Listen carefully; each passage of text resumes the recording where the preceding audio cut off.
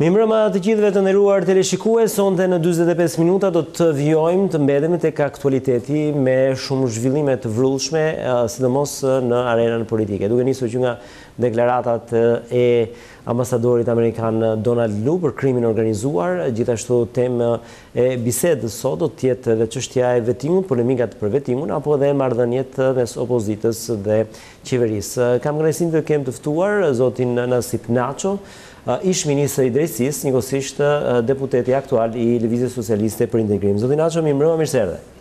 Mirëmbrëma dhe faleminderit dhe për ftesën. Në fakt, ftesën, me që e nisëm me ftesën, një ftesë keni marrë pak ditë më parë edhe nga kryeministri Rama në një batutë të tij në parlament, ai tha e keni hapur derën e kryeministrisë. Çfarë ishte? Ishte një mesazh i qartë për ju apo batutë? Si e gjykoni atë? Deklarate. Ka qenë një mesazh bashkëpunimi, asgjë më shumë. Po, dhe ju si përgjigjeni këtij mesazhi bashkëpunimi? Sigurisht që jam i hapur të bashkëpunoj si pjesë e opozitës progresiste në kuvendin e Shqipërisë. Sigurisht që kemi patur eksperjenca gjatë ushtrimit detyrës, të thosha pozitive, por as raste bllokuese brenda kabinetit qeveritar, kur një pjesë të LSI-s shikohesh si bashkëpunëtor, ndonjëherë shikoheshin si djemtë njerëkës apo të njerëkut. Si ka qenë ky bashkëpunim me zotin Rama, me që ju kthyem asaj periudhe? Unë besoj që në ditët e mia të para si ministri i drejtësisë i kam parashtruar zotit Rama si kryeministër se si e mendonja unë reformimin e sistemit drejtësisë. Prirë së vërtetës kam gjetur një mbështetje maksimale prej tij dhe prej kabinetit qeveritar, po dhe prej të gjithë mazhorancës, sepse parashtrova që gjithë sistemi i drejtësisë duhet reformuar, duke filluar nga reformimi i gjykatës lartë, pasi një gjykatë e bllokuar. Tash në momentin që unë e kam gjetur në 2013, kishim mbi 10.000 vendime që 10.000 dosje që priteshin të jepnin vendime në gjykatën e lartë, duke llogaritur 17 gjyqtar dhe pak çështje që bënin në vit, do duheshin vite dhe vite që këta të dilin nga kjo situatë. Dhe pikërisht kërkova të reformojësh kjo gjykatë, duke bërë disa ndryshime ligjore dhe duke kërkuar fillimisht dhe Komisionit Venecias të jepte një ekspertizë në lidhje me ndryshimet që do bëheshin në kodin e procedurës penale dhe në kodin e procedurës civile për kompetencat që do të kishte gjykata e lartë. Parashtrova para kryeministrit në kuvend dhe para opinionit publik që duhet reformuar gjykata kushtetuese. Keni parasysh që jep një vendimi dhe nuk e zbardhin për muaj, pra disa gjëra nuk funksiononin mirë me gjykatën kushtetuese, nuk funksiononte sa dhe si duhet Këshilli i lartë i prokurorisë, pra Këshilli i prokurorisë, një organ konsultativ, por nuk funksiononte si duhet, sepse të gjitha emërimet, lëvizjen detyrë, transferimet apo shkarkimet bëheshin nëpërmjet presidentit dhe prokurorit përgjithshëm, pra duhet një organ tjetër që ky organ të merrte një dimension tjetër dhe kërkoja që ky institucion të reformohesh, sigurisht që të reformohesh Këshilli i lartë i drejtësisë dhe reformat vazhdonte edhe në disa institucione të tjera. Pra parashtrova para opinionit publik, para partnerëve të ndërkombëtar që kisha ardhur momenti që duhet një reformë e thellë në sistemin e drejtësisë dhe sigurisht për ta bërë më efektive këtë, kërkova që pranë kuvendit të ngrihesh një komision i posaçëm me gjithë pjesëmarrjen e gjithë aktorëve. Tani, zotin Naco, mos ishte vetëm pjesë e qeverisë, apo dhe vetëm reforma në drejtësi është sepse përkon pikërisht me kohën kur ju ishit ministër, reforma në drejtësi ishte një ide ose le të themi mënyra se si u gatua, ishte një qasje e kryeministrit apo kishit dhe ju pjesën tuaj në atë që sot kemi rezultatin final? Për hir të së vërtetës, puna ka filluar nga Ministria e Drejtësisë, nga stafi i gjerasin të falenderoj të gjithë ata punonjës të thoshat të shkëlqyer. Ne bëm një analizë gjithë sistemit të drejtësisë, parashtruam mënyrën si do zgjidhesh dhe gjithë të material për rreth 300-400 faqesh ja kemi dërguar Kuvendit të Shqipërisë për të ngritur një komision të posaçëm, pra ishte një bazë të dhënave që ne nxorëm rast pas rasti në mbledhjen e Këshillit të lartë drejtësisë, nëpërmjet inspektimeve të Ministrisë së Drejtësisë apo dhe aktorëve të tjerë, pra nëpërmjet një grupi pune që ne krijuam. I dërguam këtë material Kuvendit të Shqipërisë dhe mbi këtë bazë filloi që të ngriheshin komisioni i posaçëm me ekspert për të vazhduar pastaj dhe për të patur një draft i cilin e din gjithë shqiptarët. Sigurisht nëse do më pyesit mua sot apo dhe në atë kohë, Kam qenë i prerë që reforma dush bërë, një orën parë, vendi kishte nevojë për ta reformuar sistemin e drejtësisë, për të kthyer besimin e qytetarëve. Nëse do e kisha unë në dorë, po ju them atë që kam thënë përfaqësuesve të Komisionit Venecias, kur më kam thënë që këto institucione por janë shumë dhe ka një kosto, i kam thënë ne marrim përsipër edhe këtë kosto sepse dëmi është i madh, po t'ishte për mua. Si do ta bëni ju? Personalisht, për shkak edhe të përvojës si prokuror po e pyes. Unë do zgjidhja një model të një vendi të Bashkimit Evropian. E kam thënë me 10 herë, pra nuk do të merrja e kam thënë dhe në mënyrë figurative që nuk do merrja karroceri kineze me motoror gjerman Lindor, po do preferoja një sistem, pra një institucion që ishin konsoliduar në vendet e Bashkimit Evropian. Për mua më afër vinte modeli italian, po pa e deformuar modelin italian, sepse ne kishim gati modelin italian, po e kishim deformuar rrugës, duke marrë, do thosha që më origjinali do ishte për mendimin tim modeli francez, apo dhe modeli i kroat. Sigurisht gjithë problematike ka qenë sepse kush do ta propozonte prokurorin e përgjithshëm, pra organin e akuzës, modelet janë të ndryshme, prokuroria është brenda sistemit gjyqësor apo dhe jashtë saj.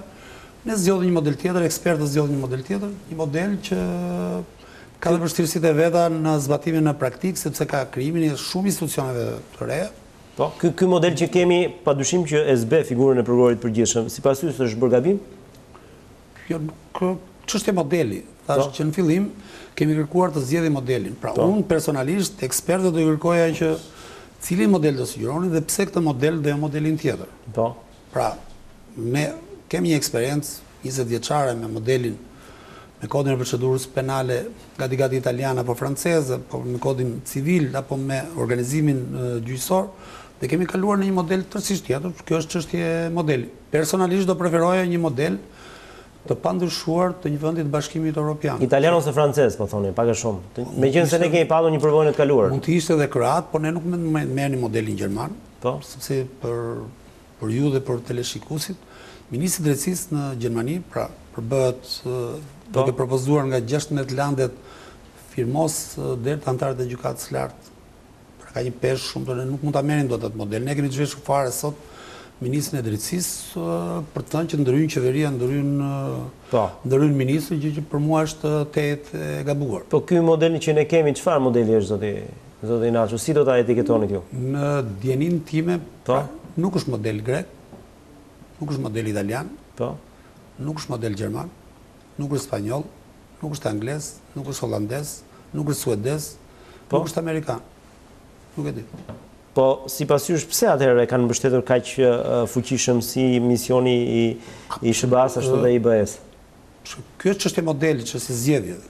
Pra ky model mund të funksionojë më mirë se një model tjetër. Kjo është kështu e kanë vlerësuar ekspertët dhe kështu mund të jetë më mirë. Nuk kam asgjë lidhje me model. Ju më pyetët cili vend e ka dhe unë thash që në dijenin time këto vende të Bashkimit Evropian ju keni një rezervë në raport me modelin, thatë nuk është çështje rezerva lidhej me institucionet e shumta që janë ngritur. Se institucionet e shumta ka të bëjë me modelin dhe eksperiencën që do marrim nesër. Po, pikërisht ka tjetër pikë të dobët kjo reformë sipas jush?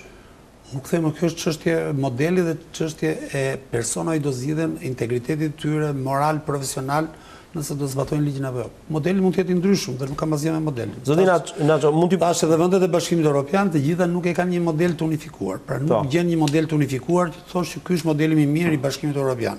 Ka disa modele që mund të përzgjidhësh.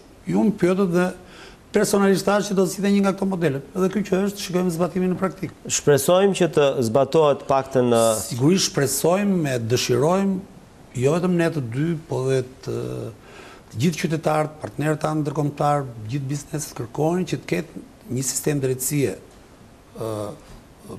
të jetë të rrept, ku gjyqtarët të kenë integritet, prokurorët të kenë integritet, fundit duke patur një sistem të tillë, të gjithë i besojmë gjyqësorit dhe besoj që kthimi i besimit te drejtësia është një çështje e gjithëve, por në radhë parë vetë atyre gjyqtarëve dhe prokurorëve që do kenë fatin të punojnë nga nesër e tutje në sistemin e drejtësisë. Do të pyes edhe pak për vettingun, se ju keni shfaqur rezervat, po do doja të mbedem edhe pak në ato vite.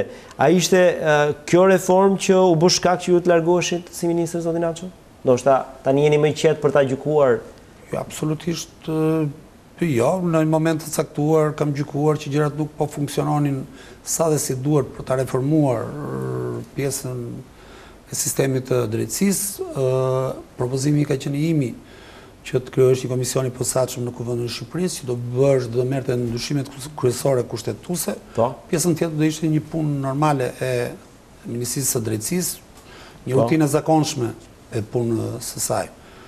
Për ju dhe për teleshikuesit, duhet të keni parasysh që kam qenë ministri i drejtësisë që kam kërkuar që të jetë prezent Komisioni i Venecës në Shqipëri, sepse reformat do ishin të thella, do ishin kushtetuese dhe duhesh një ekspertizë e nivelit të lartë, një ekspertizë që ishte dhënë në vende të tjera të Bashkimit Evropian apo në vende të tjera të Evropës Lindore, dhe kur të flisnin ata do heshin të gjithë, dhe siç heshtën që të gjithë. Por ai model u shpall dhe ta u shpreh mbi atë model. Nëse ishte dërguar një model tjetër, do kishin dhënë konkluzionet e tyre mbi atë model. Dhe Komisioni i Venecës diskuton mbi modelin që është në përputhje me modelet më të mira të Bashkimit Evropian, me standardet e Bashkimit, apo jo, kaq. Dhe fakti që e kam kërkuar vetë, si ministri i drejtësisë, kam qenë i bindur që Shqipëria duhet ta reformonte sistemin e drejtësisë, duhesh një ekspertizë ndërkombëtare, duhesh një ekspertizë dhe mbështetje e Bashkimit Evropian, Oralius 4, të cilët gjej rastin për t'i falendëruar gjithë ata ekspertë, si dhe partnerët tanë amerikanë, të cilët nuk kanë rrestur së ndihmuari sistemin e drejtësisë në Shqipëri. Pra ju, se nuk më përgjigjet pyetjes, nuk ka lidhje pra reforma, mund ju pyet sot për motivet e largimit zotë Naco, apo e keni mbyllur atë kapitull? Por t'i dhënë impulse Ministrisë së Drejtësisë. Atë e kërkoj. Po impulset rezultuan efikase, apo... Unë besoj që çdo ministër... Zakonisht kur hyn në qeveri është për të dhënë impulse, jo për të larguar nga qeveria. Sjellë të reja ka të bëjë me bashkëpunimin, ka të bëjë me reformimin, ka të bëjë me marrëdhëniet në Këshillin e Ministrave. Duhet kemi parasysh që është kryeministri që drejton qeverinë dhe përcakton. Po ishte kërkesë e tij për që ju të largoheshit? Jo, absolutisht. Në dijenin tim ka qenë një kërkesë e imja, pasi disa gjëra nuk po funksiononin si duhet. Për shkak të bashkëpunimit midis institucioneve dhe institucioneve të tjera, në një farë mënyrë ishte bërë një pengesë për Ministrinë e Drejtësisë. Unë të them që të paktën një nga projekt ligjet që është dërguar që në vitin 2013-2014 është akoma në zyrtarët e Kuvendit të Shqipërisë, dhe besoj se këto ditë duhet të kthehet prapë në Ministrinë e Drejtësisë. Pra ju po thonin që ishte një, le të themi, një ndjenje juaj personale përderisa po hasnit pengesa dhe do donin që të mos vazhdonit me këtë detyrë. Jo, unë të doja që... Qofse është kështu, zoti Naco, është diçka shumë pozitive, se unë s'kam parë një ministër në Shqipëri të largohet përderisa të thotë nuk po bëj dot punën time dhe duhet të largohem nga qeveria. Nuk besoj që kam qenë vetëm unë që jam larguar nga Ministria e Drejtësisë, po t'i referohem... Të tjerët ose i kanë larguar, ose u kanë thënë jepni ndorëheqjen, kështu që prandaj po insistoj në këtë. Për ju dhe për teleshikuesit, katin e parë në hollin e Ministrisë së Drejtësisë, janë rreth 44, sot janë bërë 47-48 ministrë të drejtësisë, nga viti 1912 asnjëri si ka kaluar 3 vjet. Pse sipas jush? Po besoj nga 1912 dhe se ka kaluar si ministër. Jo, nuk po them, po nga 90-të tutje. Besoj që është një institucion që ku përplasen interesa, ku një institucion që zakonisht dështimet tjera duhet t'i faturojnë ministri i drejtësisë dhe do e kërkojnë shkakun gjithmonë te ministri i drejtësisë. Unë nuk besoj dhe nuk do doja asnjëherë të isha pal apo peng i mos reformimit të sistemit të drejtësisë apo të isha pengesë për një arsye apo për një tjetër. E qartë. Megjithatë duket se kjo periudhë juaja, më pak se 3 vjeçare, i ka ngelur në mend kryeministrit që ju kërkon bashkëpunim. Çfarë lloj bashkëpunimi ju kërkon kryeministri sot? Unë besoj, e kam thënë në fjallën time të parë në kuvend, në emrin tim, po besoj dhe në pjesës më të madhe të deputetet të Lëvizjes Socialiste për Integrim, që ne nuk do vim çdo të hendën në kuvend dhe do hedhim balt, pra do jemi një opozitë progresiste për të votuar dhe në çdo rast çdo gjë pozitive që i shërben vendit, i shërben mirë qeverisjes, por në çdo rast nuk do jemi noter që do votojmë dhe do firmosim çdo akt që vjen nga qeveria apo nga grup deputetësh për interesat të caktuara. Sigurisht që nuk do bëhemi pal, do jemi të vëmendshëm që në zanafill të këtyre proceseve dhe nëse proceset janë bashkëpunuese, nëse proceset janë për të mirën e Shqipërisë dhe shqiptare, janë proceset për integrimin e Shqipërisë në Bashkimin Evropian, sigurisht që do votoj dhe besoj që këtu ka qenë dhe mesazhi i kryeministrit. Ka dashur që të kërkoj midis opozitës, do doja opozitën progresiste të ne një pjesë e ministrave që kemi bashkëpunuar nga viti 2013 deri në 2017 me pjesën e majorancës dhe sigurisht që nuk do mungoj ky bashkëpunim për ato që ne i çmojmë se janë pozitive në mirëqeverisjen e vendit. Megjithatë, zoti Naco, në rastin e Gramoz Druçit ju vendoset taktikisht të mos shkonin, sepse mendoj që aty për shkak të lidhjeve brenda smajtës që shumë prej jush, sidomos le të themi garda e vjetër apo xhaketa e vjetër mund të kenë patur me Gramoz Druçin, ishte një frikë e tillë? Dhe ky mund të ishte një rast bashkëpunimi për shembull. Ç'të keqe kishte që deputet LSI-s të votonin një figurë si Gramoz Druçi që ka qenë një ikonë e smajtës. Ose është një ikonë e smajtës. Personalisht do votoja në çdo rast nëse do kishte dy kandidatura. Po. Por nuk pati dy kandidatura, pati një vendim të Asamblesë Partisë Socialiste që do ishte zoti Ruçi, s'kam asgjë me zotin Ruçi. Por përsa kohë nuk kishte kandidaturë alternative, nuk besoj që grupi parlamentar i LSI-s do votonte në kuvend. Ka patur debate në grup për të vënë një kandidaturë alternative, mundësisht për të gjetur një... Nga ju, apo nga... Po dhe nga ne. Kush ishte kandidat? Diskutimet ndryshme tani unë nuk mund të them, po ka patur për të vënë dhe një figurë të re përballë zotit Ruçi për të thënë që ky është modeli janë. Sigurisht votat në grup janë ndarë dhe ne kemi qenë prezent në sallë, nuk se s'kemi qenë prezent, kemi patur antarë në komisionin e votimit, nuk kemi marrë pjesë në votim dhe besoj që koha na dha drejt për shkak të votave që u transferuan, do të thosha. Pra nëse do kishit shkuar, mund të shkonin dhe votat në drejtim të Gramoz? Jo, nuk kishte të bënte me ne, mendimin tim personal unë e kam thënë në sallën e parlamentit, ndoshta ndryshe nga të tjerët, për mua votimi nuk ishte i fshet, nëse keni parë pamjet ose nëse i ka regjia mund t'i shikoni që dhoma e fshet do të quaj, apo kutia e fshet, është vënë të vendet që rrinë ministrat apo dhe kryeministri dhe mbrapa kësaj salle ka kamera që vëzhgojnë gjithë procesin. Pra duke qenë një proces që nuk mund të debatohet se ishte në moment votimi, kur kam parë këtë e ngritur, personalisht dhe kam thënë që nuk marr pjesë në votim, mbas këtyre dhomave të fsheta ka kamera dhe nuk është votimi i fshehtë dhe kaq. Në qartë. Megjithatë për ta mbyllur çështjen e bashkëpunimit me kryeministrin, duket që ai ka një gjuhë ndryshe ndaj jush dhe ndryshe ndaj leadershipit të LSI-s. Nëse nesër ju fton të jeni pjesë e majorancës, si do reagoni zoti Naco? Besoj të kalojmë te pyetja tjetër. Mirë, ecim me pyetjen tjetër që ka të bëjë me atë që po shkon gjithë shoqërinë shqiptare, politikën gjithashtu, që ka të bëjë me atë në fushë që ju e njihni ndoshta edhe më mirë se politikën. Krimi organizuar, deklaratat e ambasadorit Lu kanë qenë mjaft të forta, duke me një kryefjalë që ka ardhur koha që qeveria të luftojë krimin organizuar. Zoti Naco, çfarë do të thonë ato deklarata dhe për kë ishin ato deklarata sipas jush? Unë besoj që deklaratat e ambasadorit amerikan ishin për gjithë klasën politike, po në veçanti për pjesën e majorancës, për pjesën e qeverisë që është votuar dhe ka marrë përsipër të qeverisë i vendin. Nuk vjen në përshllëk, po ka qenë dhe për 4 vjet të kaluar. Dhe sigurisht për organet ligjzbatuese, për gjyqtarët, për prokurorët, për oficerët e policisë gjyqësore, akoma më shumë që çdo ditë dhe në çdo rast duhet të kenë integritet moral, profesional, duhet të zbatojnë ligjin dhe vetëm ligjin.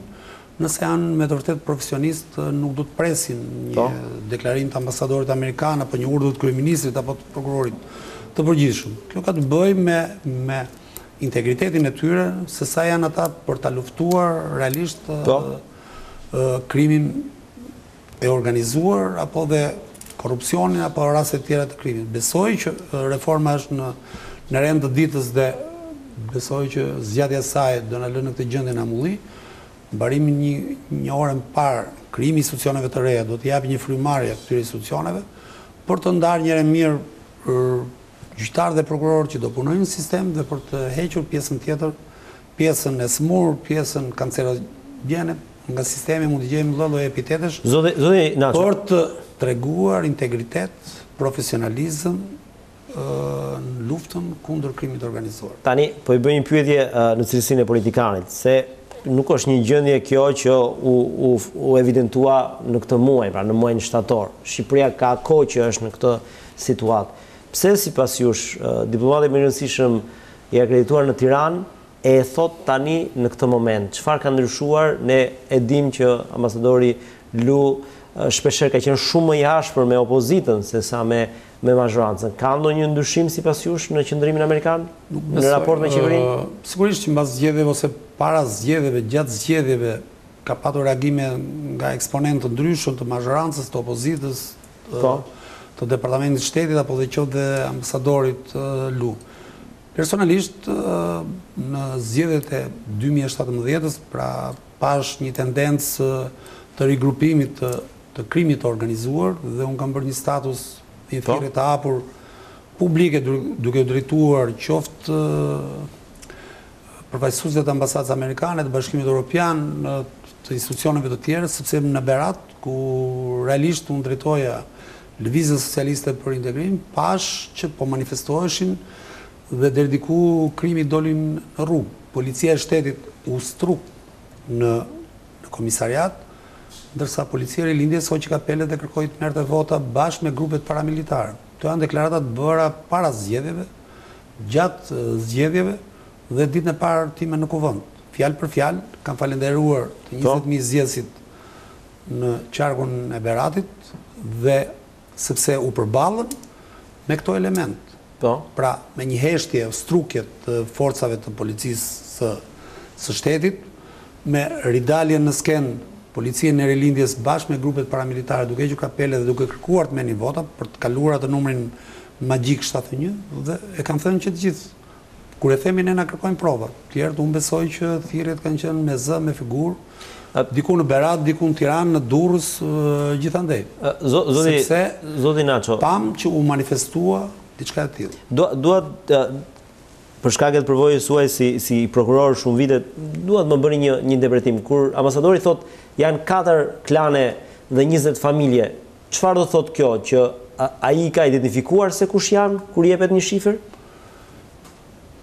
Nuk e di, duhet pyesni ambasadorin amerikan për këtë, se cilat janë familjet apo klanet, apo dhe provat që mund të ketë. Unë besoj që...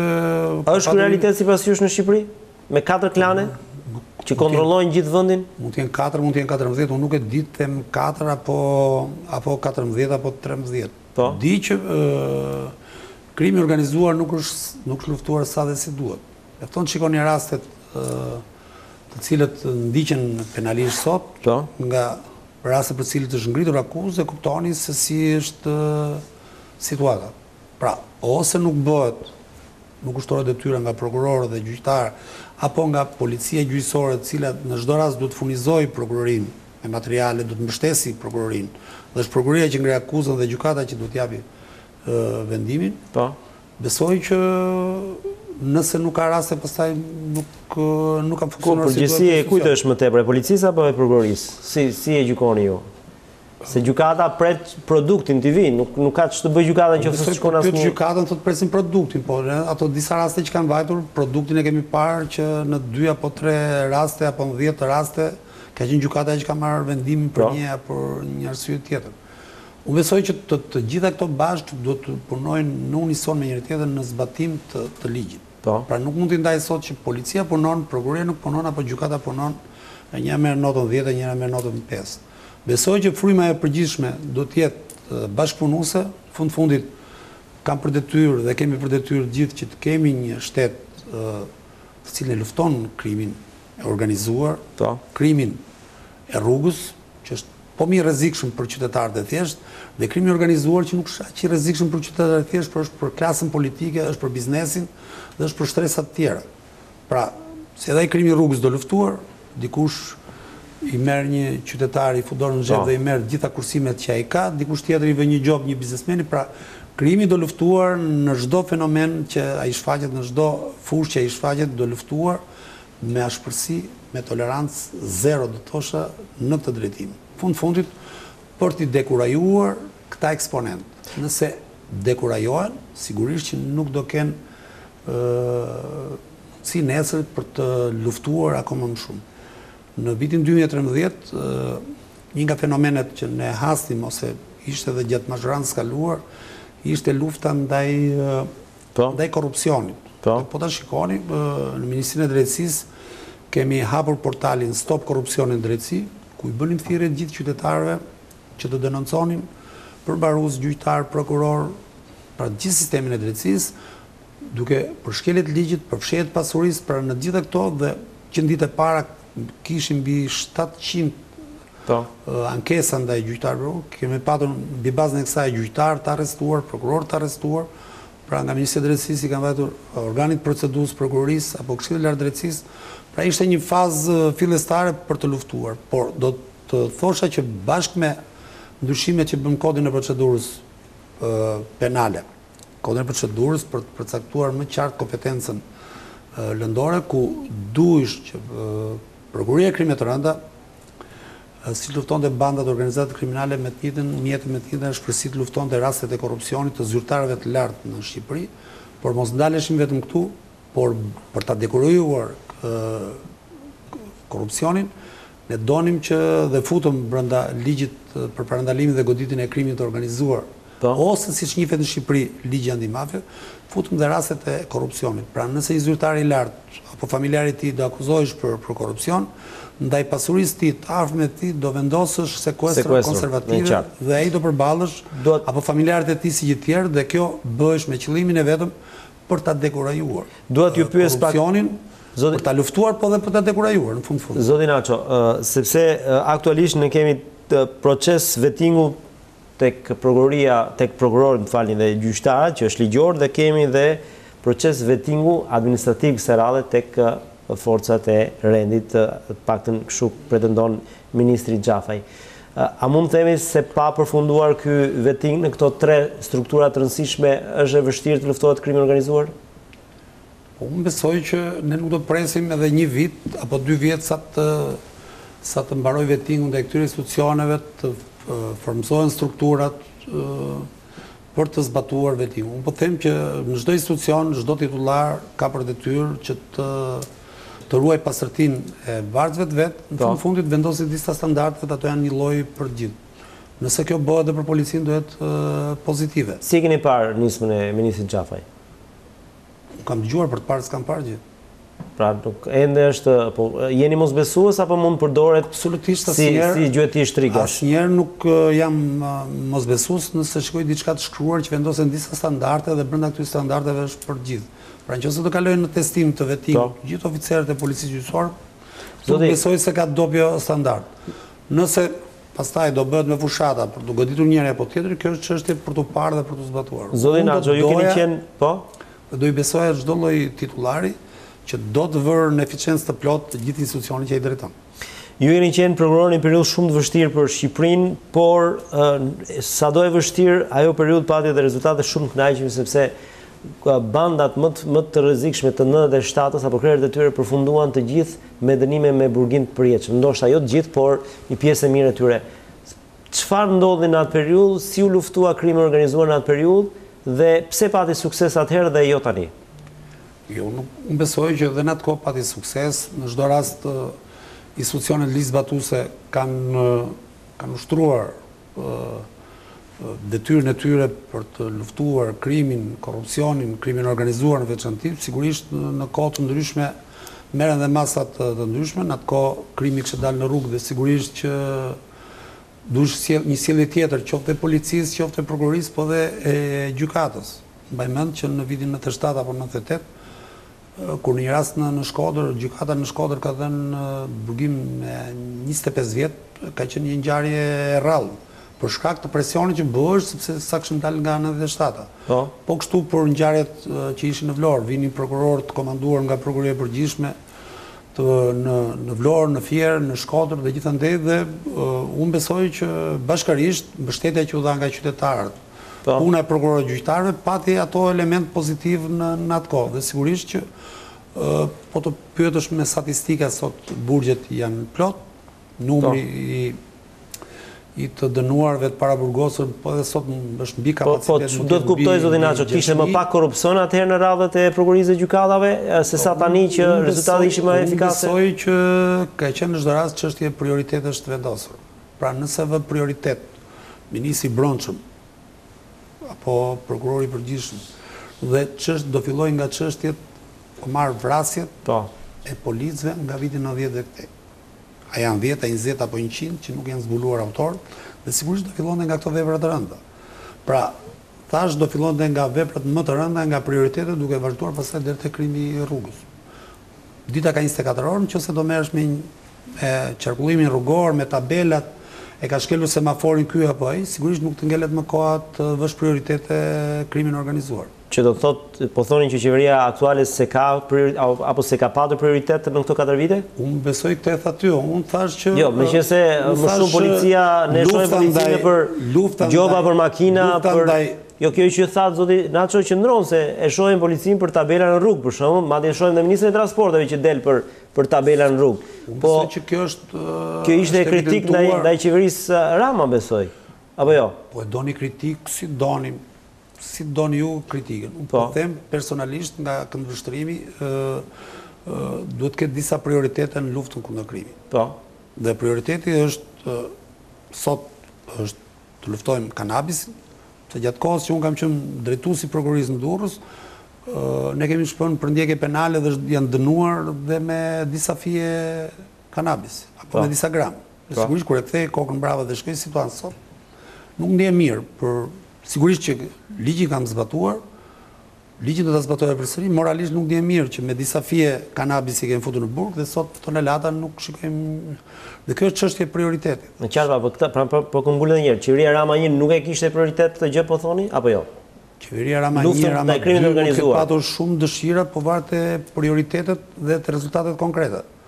Pra thash personalisht do ta filloj nga krimet më të rënda, duke vazhduar deri te krimi i rrugës, do të thosha krimi më i lehtë, që deri ato që janë kundravajtje. Unë nisa me deklaratën e ambasadorit i cili thotë është koha që qeveria të godas krimin organizuar. Mendoni që do ketë një shkundje të gjitha strukturave? Sigurisht, pra dhe ambasadori flet në një linjë, pra të çështje prioritete për luftuar krimin organizuar, nuk flet për shkeljet e rregullat të qarkullimit rrugor. Nëse filloj me shkelje, që ky është shkelje tabelën, sigurisht që para ligjit do të jenë gjithë të barabartë. E shkeli ky deputet kur veten seancë dhe do të marrë gjobë, e shkeli ky ministër apo e shkeli ky. Unë besoj që po të marrim dhe për analogji, gjithkush nga ne mund të ketë qenë në Bari, në Napoli, sigurisht që atje nuk e respektojnë aq shumë tabelat e qarkullimit. Ndryshe në Rom dhe ndryshe në Milan. Kur flasim për krim të organizuar. Nëse i kërkojmë në Napoli apo në Bari që të respektojnë tabelat dhe të lënë ndragetën apo mafjën, sigurisht që nuk do jemi të përqendruar në kohë dhe në prioritete, po do jemi për të bërë show televiziv. Krahasim pak i guximshëm, pra ka mafje në Shqipëri, zoti Naco, nga përvoja juaj si prokuror dhe si politikan? Unë besoj që po të lexosh kodin ton penal, nuk flet për mafje, flet për krim të organizuar, të strukturuar, për banda, për organizatat. Fjalën mafja është diçka gazetareske. Fiction. Megjithatë, ju mendoni që ka mafje, duke qenë se ambasadori flet për klan, për familje, që është, le të themi, janë veçoritë të organizimeve mafioze. Mund të themi që në Shqipëri ka mafje? Ka grupe të strukturuara, ka akuza për grupe të strukturuara, për organizata kriminale, për banda. Besoj që është brenda këtij. Nuk ndani nga profesioni i vjetër, jeni shumë të kujdesshëm në raport me. Nuk do doja që të përmendja një term që nuk përfshihet në kodin penal. Kodin penal është një kod dhe model, do thosha gati italian, kështu që përfshin dhe ka gjithë ato elementet që duhet të ketë për të luftuar krimin organizuar. Po në periudhën tuaj, flitej për klane, për familje mafioze? Besoj që gjithmonë është folur dhe gjithmonë do flitet për klane, për grupe. Çështje provash, çështje mbështetje, çështje logjistike. Dhe besoj që në këtë rast ardhja e përfaqësuesve të FBI-t, të DEA-s në Shqipëri, besoj që është një lajm i mirë për, do thosha, për qytetarët shqiptar, për organet ligjzbatuese, dhe do thosha që është një lajm i keq për skifterët, po i quajnë një gjuhë kështu shqiptarë që janë këtu, që janë jashtë, besoj që kam patur fatin si Ministri i Drejtësisë në Departament të Shtetit në vitin 2014, të kërkoja në emër të qeverisë shqiptare përfaqësues të DEA-s, të FBI-t të ishin prezent në Shqipëri. Dhe ata sot në dijenin time janë në Shqipëri dhe po bashkëpunojnë me institucionet ligjzatuese. Jemi drejt fundit, do të pyesja si gjykoni marrëdhëniet me Partinë Demokratike, duhet forcohen këto marrëdhënie në kuadër të një fronti opozitar? Sigurisht që ne në opozit përbën një front bashkë me opozitarët e tjerë.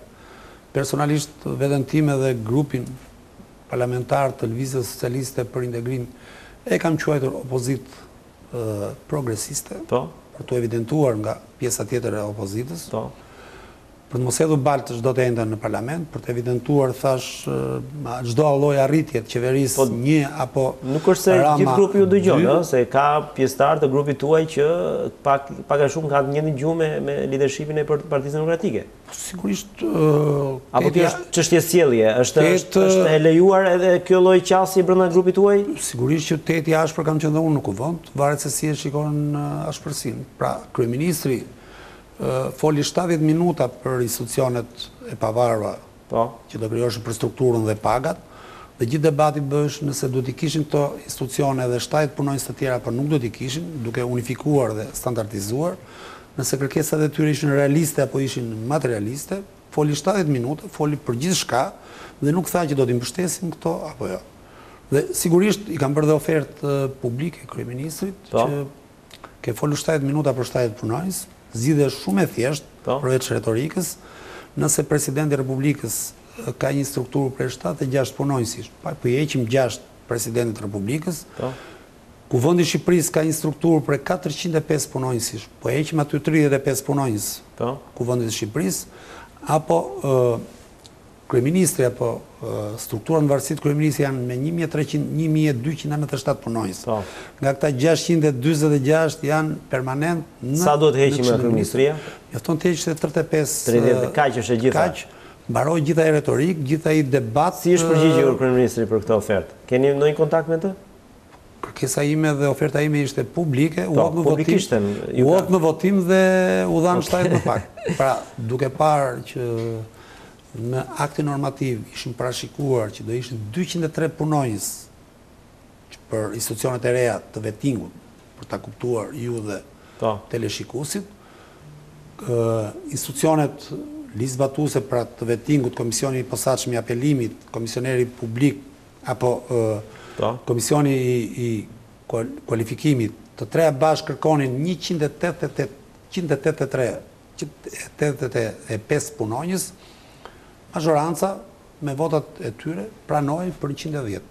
Dhe kjo ishte oferta jonë dhe gjithë debati publik joni me pjesën tjetër të opozitës në kuvend, që të plotësohet kjo lloj kërkese këtyre institucione për të dhënë mundësinë, për të dhënë shansin atyre, për të kërkuar llogarinë nesër, që të zbatojnë ligjin, por të pastruar një herë mirë sistemin gjyqësor, një sistem gjyqësor i munguar, dhe sigurisht që në pamje të parë dhe duket sigur po paguhet shumë nga buxheti i shtetit, sigurisht që kjo reformë ka një kosto në buxhet, ka një kosto në xhepat e qytetarëve, po kosto më madhe është atyre bizneseve që nuk kanë besim te drejtësia dhe nuk zhvillojnë aktivitetin, ato biznese që largohen jashtë, partnerët strategjik të cilët nuk vinë të investojnë në Shqipëri, ky është dëmi më i madh se sa ky numër për 70 punonjës. Dhe kjo pak a shumë ka qenë dhe fjala ime dhe oferta ime në kuvend ndaj kryeministrit, i cili dëgjoi edhe në votim dhe nuk e pranoi. Megjithatë derën u la të hapur